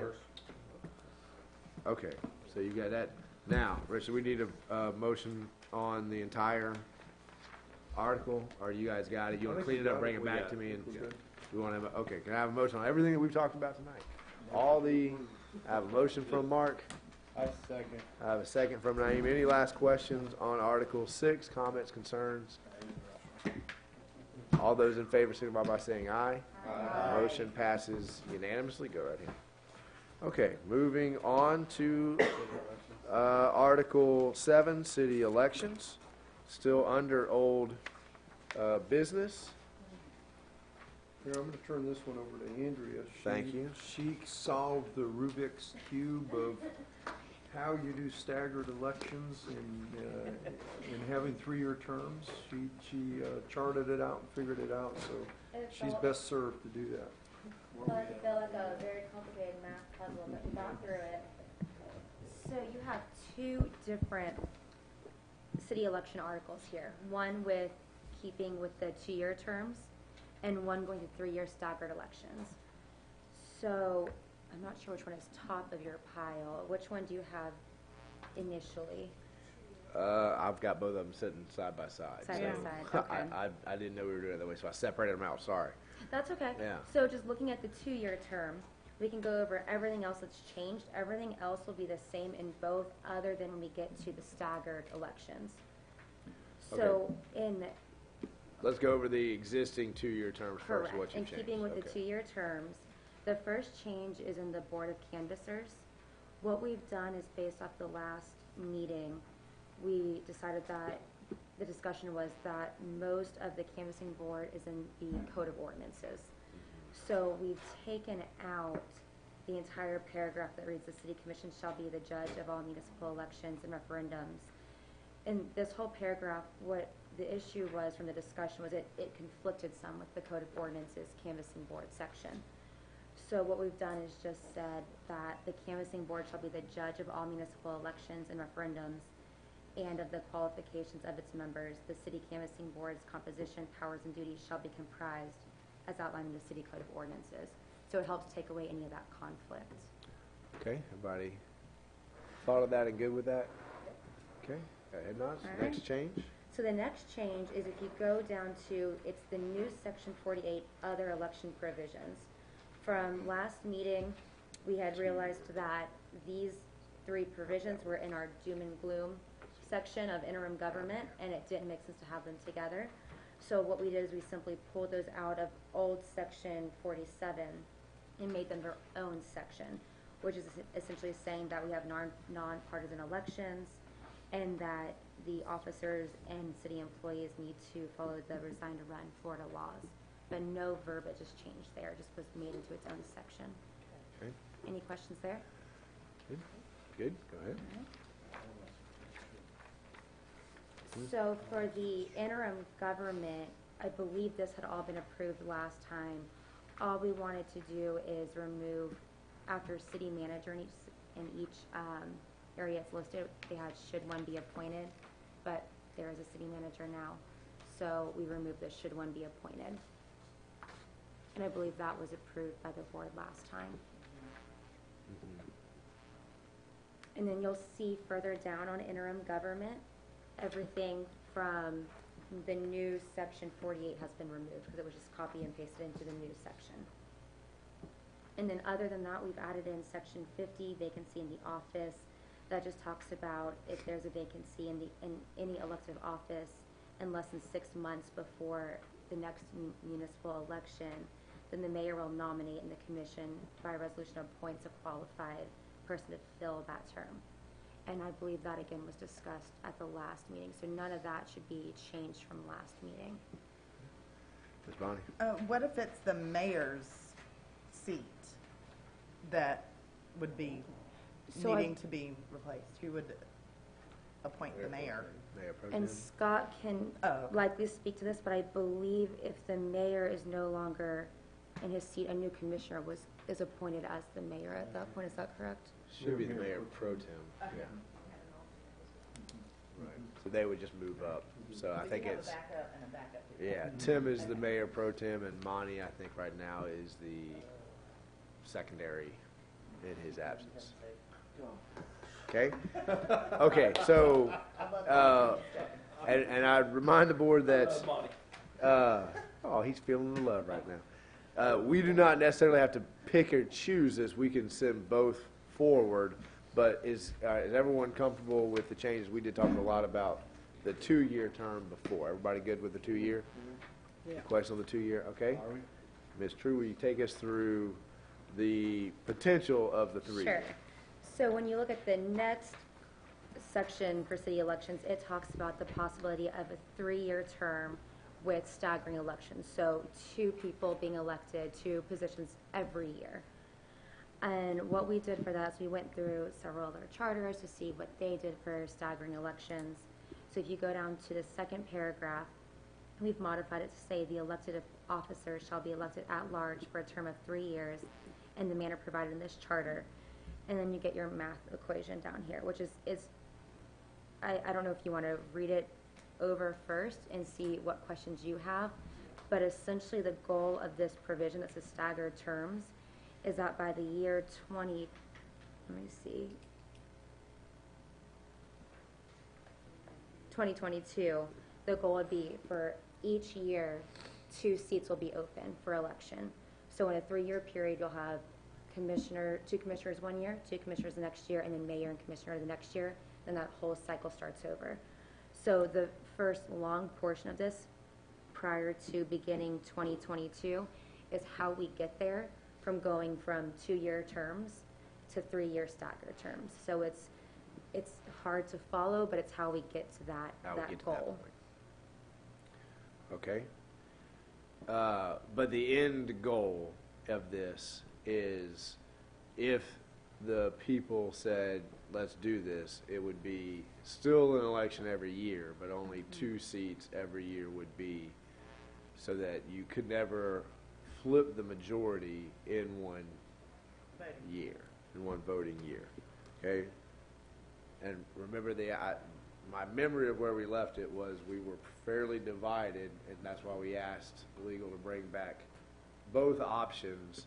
And then if we want to advance both options, the question would be, how do we pull out the 3-year staggered terms on the ballot and say, here's our charter revisions, right? You can vote yea or nay on. Here is one section that would extend it to 3-year terms.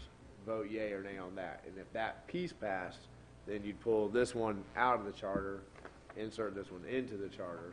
If it didn't pass, then the charter would stick with the way that we have now. Bonnie, Gail, who's going first? I was under the impression at the last meeting that we decided we were going to put it on the ballot and leave it up to them. But at this, are you going to put this paragraph on there? Because a lot of things that I heard in good terms about the 3 years is you don't have an election every year. Well, we still have an election every year. We were getting away from So if part of it was to not have an election every year, then this did not do that. correct.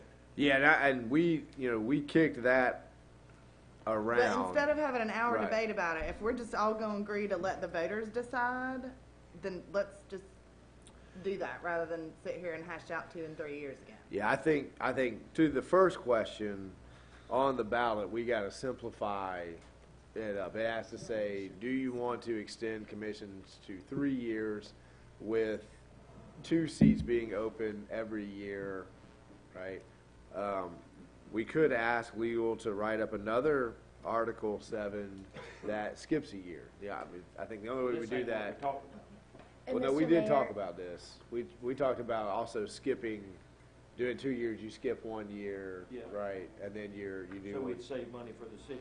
Yeah, I mean, in that case, you're saving about $6,000 every 3rd year, right? 6,000 every 3rd year. Because you still have to do 2, and then you would skip 1 year. You have 1 year off every 3 years. Potentially, you'd have 1 year off every 3 years. So, but we did talk about this option, and I would argue that this option is better because the minimal money you save in the elections, you're saving $6,000 every 3 years. So you're saving $2,000 a year. I mean, $2,000 is a lot of money. But the argument in favor of going from 2 to 3, for me, that's more compelling, is the fact that you can't, just in an emotional moment, you can't derail a direction that the city has been going on for 10 years. If everybody sticks to that, then in 2 years they can, but they can't do it just because 1 month in front of the election, something big happened and now everybody's upset. And so we pull the plug on something we've been working for 10 years. But, I mean, I'm fine with going, because I have certainly heard,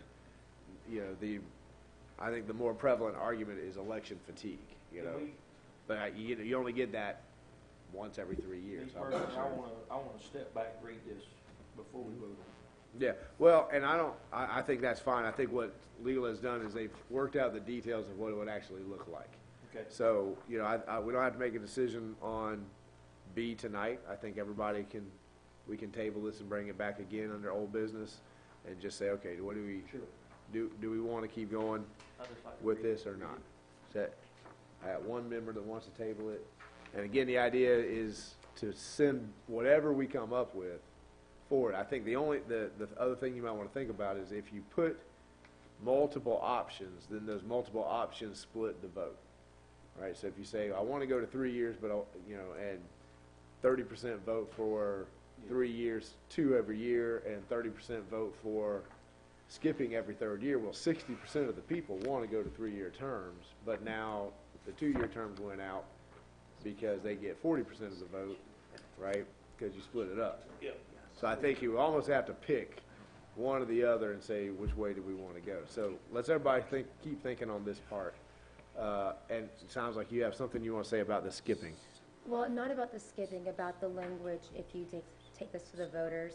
What we just did is passed out a sample ordinance of an idea of what the language would look like. So this complex provision does not go in. There's word limits on a ballot. And so it explains, look, we're considering changing from 2-year terms to 3-year staggered terms, and gives them that option. And so this is going to be much more, on what the ordinance we handed you is much more simple language for the voters to digest than the massive paragraph you're looking at in the charter. Does that make sense? Okay. They're gonna read this and be like, Okay, everybody on favor of tabling it, bringing it back another time. We'll keep reading, keep thinking, keep pondering. A little time to ponder on it, yeah. And I know we're time sensitive. It was Mark that asked to table it, but we haven't had a decision for the rest of the board. Is everybody good with bringing it back? Everybody is. All right, so we'll table it, bring it back again. Same language, don't need to do anything else. Let's just bring it back and have that conversation. Okay, all right, on to new business, Article 8, extending our contracting territorial limits. Rich, Scott? I put a lot of thought in this and I deleted the entire thing. This is this one right here. That's All right. that's about all there is to, no, All in this favor is, of deleting the entire thing. in all seriousness, it's a little odd that this is actually in our charter. We looked through several other examples and couldn't find any charter that actually had discussion on annexations or contraction and that sort of thing, because it's governed by statute. It's Chapter 171. It's a very involved process. There's 2 or 3 different ways that you can go about annexation: voluntary annexation, involuntary annexation. If I'm not mistaken, it's not stated in Chapter 171, but basically the legislature also has the authority to just pass a statute that annexes property. So it would be way too messy to include any language in our charter that's, going to jive with state law on a long-term basis. So the recommendation is just to get rid of it. Everybody Do agree? you need a motion for that? I don't think so. Just a head nod. Just pass it. All right, general clauses, Article 9. Rich, is this you again? So Article 9 is another interesting provision because this talks about investigations conducted by the City Commission. It's arguable that it's probably inherent already with the City Commission to conduct investigations. There's probably a couple things to consider here. It would either be sort of an all or nothing. Do we even include this? If we do include it, it might be something that we move over to the City Commission section, article, rather than just including, calling this a general clause. But if we take it out, it's probably something that we should consider implementing into a policy, maybe even a personnel policy, or doing it by resolution or ordinance in that way. If we leave it in, number 1, I would recommend that we actually move it over to the City Commission article, and number 2, I think we should shorten it considerably and just kind of leave it broad and open-ended as far as the City Commission has the power to conduct investigations, whether it's departments or certain officers or employees, and leave it at that. This language that's in there right now gets into some detail in terms of subpoenaing witnesses and things like that. It just doesn't seem like it's appropriate material for the charter. Rich, why, this seems, 49 seems to be in conflict with the fact that everybody who works for the city works for the manager. Why would, I mean, it seemed to put up a clear tension in that. So the board has the right to say, well, we can't get Mike to fire somebody, but we can force him to investigate. What does that investigation mean? I mean, we got to hire an investigator? I mean, what is it? Well, I don't think it's saying hire an investigator. I mean, that would be an option, and that would probably be something that the city would, do we do it in an internal investigation or hire somebody, externally to do that? But it is a good question, isn't it, in conflict? I mean, it would be another reason to potentially take it out altogether, and if we do include it in a personnel policy, but there's already some language in there as far as, grievances, complaint processes, and things like that. And so that would be one of the things we'd want to look at, is to what extent is this already covered elsewhere, and would this, what we have here, be in conflict with what our policies already say? Jim? I'd be in favor of getting rid of 49 altogether, and putting it, if we need to, put it in personnel policy. I would tend to agree. I think 49 is a little bit complicated. I think it creates a vague area, and I'm not sure why we need to say it. I mean, if it's got to that point, we're clearly directing the city manager to take some action, and if he doesn't take action, we're going to fire the city manager and hire someone who will take action. So I'm not. It seems like sort of a McCarthy-esque type power to give to the commission of saying, well, we're not getting what we want, so we're going to start this big inquiry that we can play up in the press or something. They're doing that in D.C. right now. So What about the severability, Rich? Is there? Oh, well, Is that there's just- actually, it's a little hard to tell, but section 50. I'm sorry, is- I'm sorry, my bad. I had two people head nod on 49, but we have a lot of people on this board. Is that the will of the board? Do we need to remove 49? Everybody removes 49? Okay, I'm sorry. Go ahead. Severability. So actually, severability is 51. Section 50, it's kind of hard to see with all the deletions there, but that's actually not really.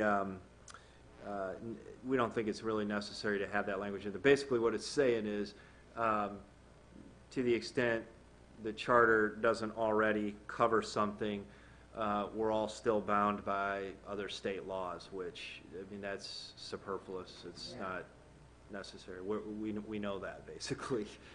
So we would recommend taking that out. And then as far as severability, we on 51, we just changed the title to make it a little bit more clear what that is. Savings clause tends to implicate constitutional issues, maybe statute of limitations issues in other areas of the law. Severability, though, is a very common term that we find in a lot of different types of contracts and bylaws and in charters and things like that, that basically if there is something in the charter that's found to be invalid as a matter of law, for some reason it's a constitutional violation of rights or something like that, it does not invalidate the rest of the charter, only that single provision. So it doesn't seem like it's important, but when you say it like that, it's actually pretty important. Judge first. So Naeem is asking, how does that impact home rule? My interpretation of it, it would have to go to a judge first, and the judge would say that piece is unconstitutional or not enforceable. It wouldn't apply. Right, that's definitely a call to be made by the courts, no doubt. That's just my concern. So new Article 9 would simply be moving 51 to 49, moving 52 to the new 50, and we'd have two clauses in Article 9. Is that correct?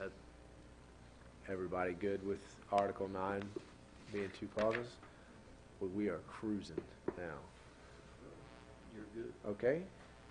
Last thoughts? Check. Check. All right, committee comments, Jim? None? Ms. Gail? Ms. Bonnie? Ms. Jessica? Mr. Mark? None. Ms. Naeem? Yes. Yes. Go ahead. All right, everybody, remember we got to vote. We got Paul Norfleet and Joy Glancer going up, so vote. And most importantly, I want to wish my son a happy 11th birthday today. Nice. Today's his birthday. We did celebrate it yesterday at Flip Factory, but I did want to give him a special shout out today.